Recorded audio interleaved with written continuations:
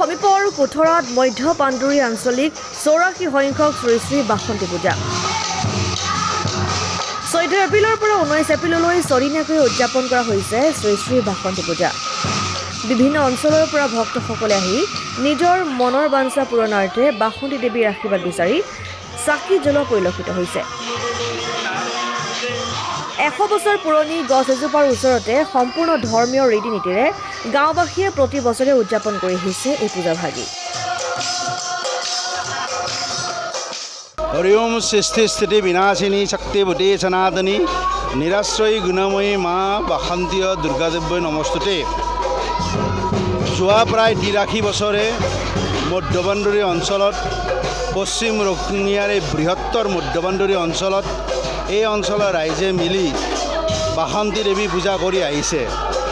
ইয়াৰ ওচৰতে এডাল গছ আছে যিডাল গছৰ বয়স অনুমান কৰিব নোৱাৰি হয়তো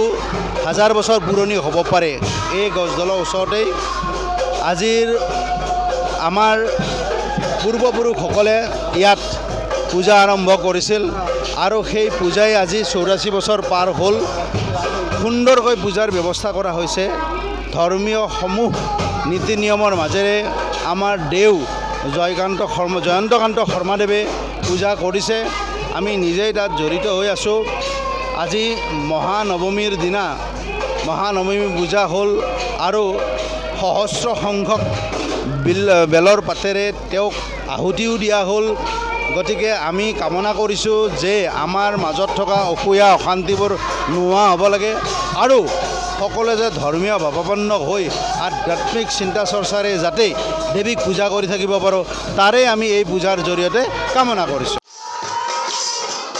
news desk report democratic Assam